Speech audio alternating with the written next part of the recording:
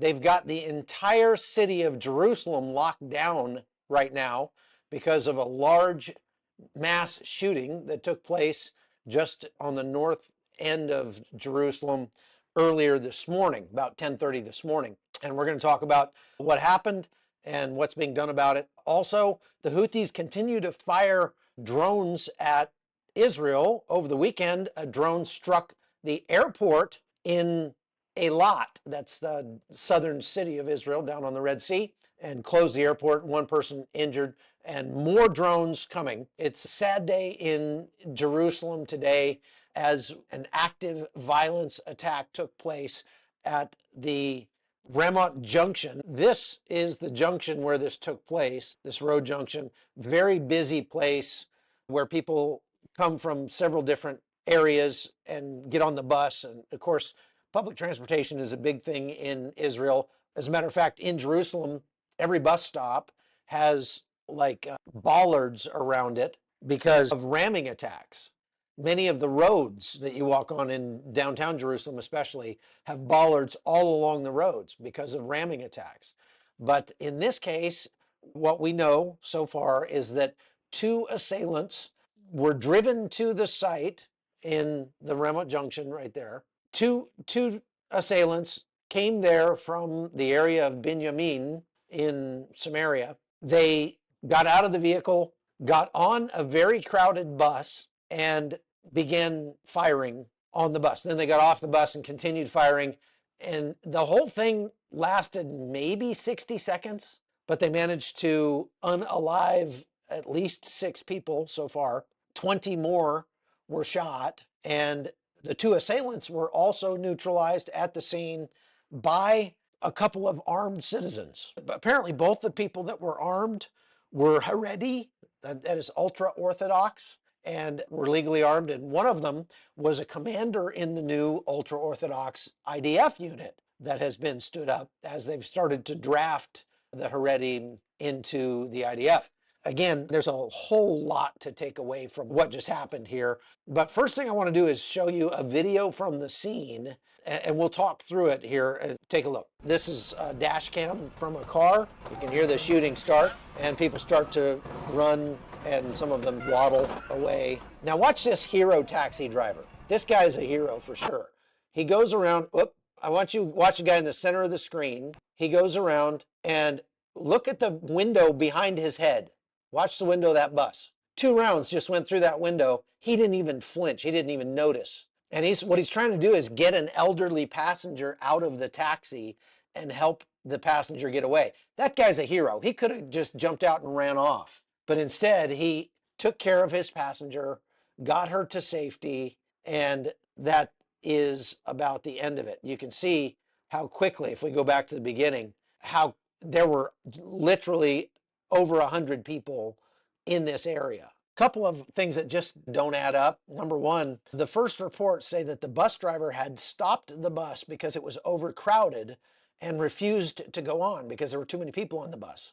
And so he got off the bus and walked away. What we do know is that the IDF and the police have locked down all of the entrances and exits to Jerusalem and are conducting a major manhunt looking for anybody who was a part of this operation. What we know so far about the assailants is they believe that they were tied to the Islamic State, not to Hamas, not to Hezbollah, not anything PIJ or anything like that. They were actually ISIS operatives who had infiltrated through the fence from Jordan. Now, this is another thing that's come up here, is the fence that separates Jordan from Israel is being rebuilt. And it needs to be rebuilt because it's just a chain link fence. And there are tons of places out there where there's nobody around.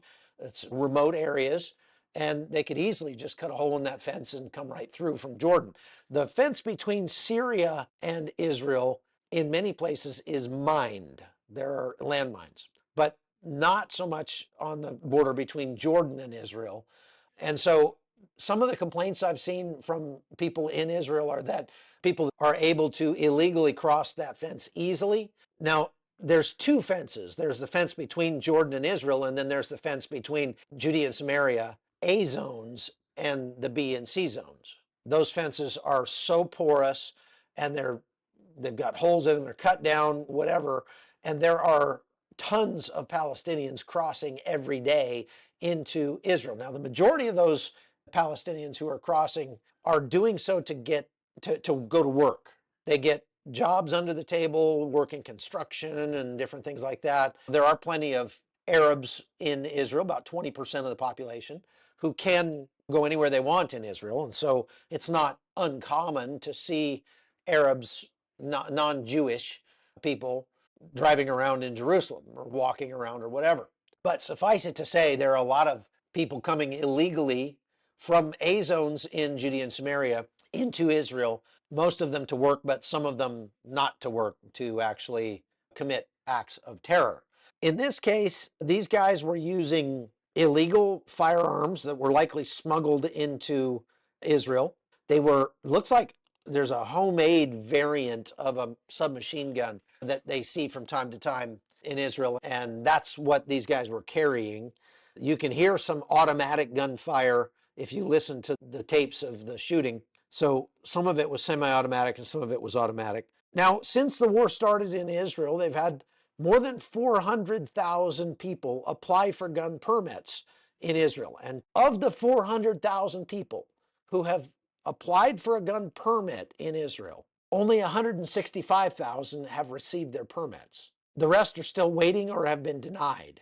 And so the way that gun permitting works in Israel is that it's not a shall issue state, it's a may issue state. That means when you apply for a gun permit in Israel, the government makes a determination of just how bad you need it. And if they don't think you need it badly enough, they won't give you the permit. Before the war, there were people that lived in the kibbutzim that were attacked on October 7th, right on the border of Gaza, who had applied for gun permits that had been denied because the government said, you don't need a gun.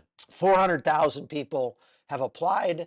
Only 165,000 people have been granted a firearms license since the war began. That makes about 370,000 people in Israel who currently hold a license to carry a concealed firearm when they're not on duty with an IDF or something like that. What we typically see when there is an active violence attack in Israel is that most of the active violence attacks like that, happen at crowded places where people are waiting to get on or off buses, and B, are stopped by some civilian or off-duty police officer, IDF soldier, something like that, who happens to be there carrying a firearm. You see a lot of open carry in Israel because a lot of people are not allowed to have pistols, so they carry their fully armed M4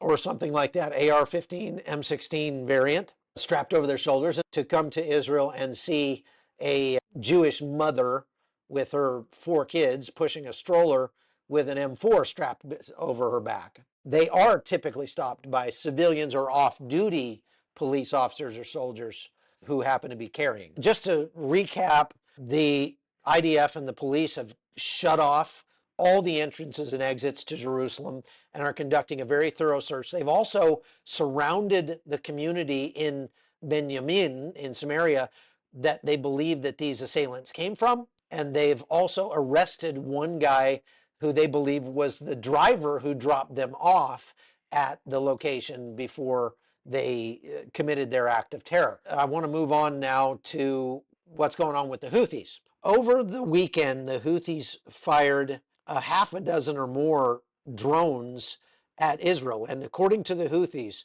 they were targeting Ben Gurion Airport, they were targeting Dimona, the nuclear facility, they were targeting the airport in Eilat, which is down in the south, et cetera, et cetera. Now, one drone managed to get through and landed at the arrivals hall in Eilat. One person was injured in that blast, and the airport was closed for a little while, and now it's back open again. One thing that's interesting about the airport outside Eilat is it's right near the border with Jordan, and there's a massive, like 50-foot tall fence between the airport and the Jordanian side, and that's to stop people from firing RPGs at the planes as they're landing and taking off. There's a big metal fence, very tall, arrayed on the border to keep planes from getting shot at from the Jordanian side over there.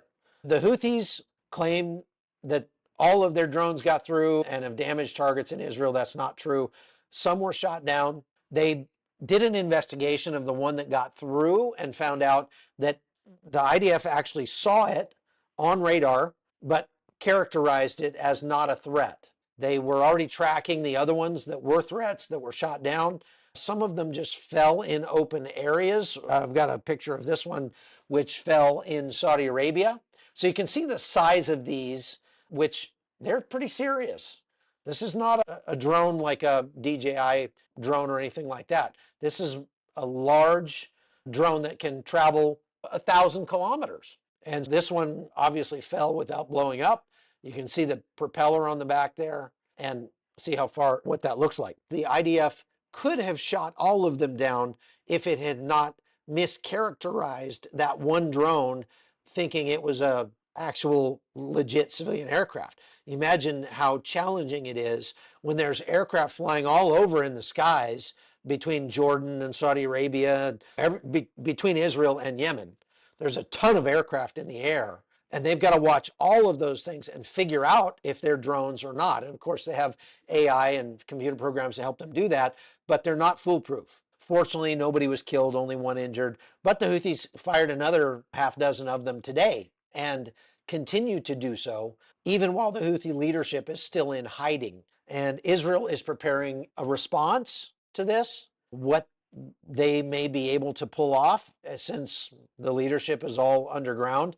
Okay, now let's move on to Gaza, talking about President Trump, who gave an ultimatum on his Truth Social account, the fourth ultimatum that he has given to the Hamas terrorists in Gaza since so far this year. And I'll just read you his message, which he posted on Truth Social. It says, "Everyone wants the hostages home. Everyone wants this war to end. The Israelis have accepted my terms. It's time for Hamas to accept as well. I've warned Hamas about the consequences of not accepting. This is my last warning. There will not be another one. Thank you for your attention to this matter, Donald J. Trump, President of the United States of America." This is the fourth ultimatum that he has given. Back in February, he said all of the hostages must be released by Saturday or all hell will break loose. The United States is not doing it. Israel is doing it. Hamas came out and said, sure, we'll talk as soon as Israel gives up and leaves Gaza completely and leaves us in charge. That was the response from Hamas to President Trump's thing. Now, the Israelis are going into Gaza now and are, Gaza City, that is, and are destroying many of the high-rise buildings. They're starting with destroying the high-rise buildings in Gaza. Why? A lot of high-rise buildings, and one in particular, which is one that they flattened a couple days ago. And what the graphic shows is that these tall buildings are being used as intelligence gathering centers, hubs, for Hamas. They have intelligence gathering equipment, which is allowing them to watch the IDF. They've got sniper and anti-tank firing positions, command and control components, and the IEDs, the remote detonated bombs all around the thing. There's also tunnels that go under these buildings and connect them to other buildings in the area. And when you look at all the buildings they've marked there that are being used, these are buildings they know are being used by Hamas, because all of these buildings are buildings that they know Hamas has weaponized to collect intelligence and allow them to have own the high ground, so to speak, in Gaza. And so what is Israel doing to these buildings? They're doing this, taking the buildings down.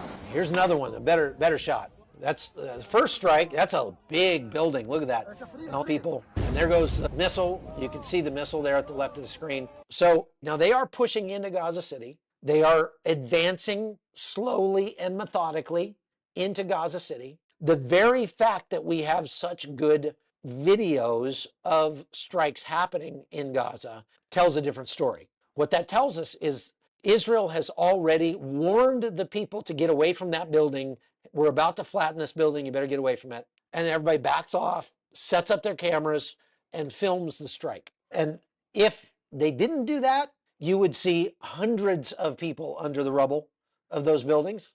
But instead, there are none or very few. The very few who refused to leave when Israel warned them. They warned them more than once for each one of those strikes. And that makes defeating Hamas more difficult for Israel because it warns Hamas to get out of the building as well. And so they believe, I saw today the numbers that Hamas still is likely to have 25 to 30,000 fighters left. That means they've recruited a lot more because they were down to about 6,000 at one point. And there are tons and tons of military age males in Gaza that Hamas can forcibly recruit if necessary to do that, to continue to fight Israel. So this is nowhere near over. Israel is trying to do what they can to safeguard the hostages, even though it puts them at greater risk for them to push into the areas where they're likely being held. But when the IDF is done with Gaza City, it's likely to look like Beit Hanun or Rafah. There's not going to be a lot standing.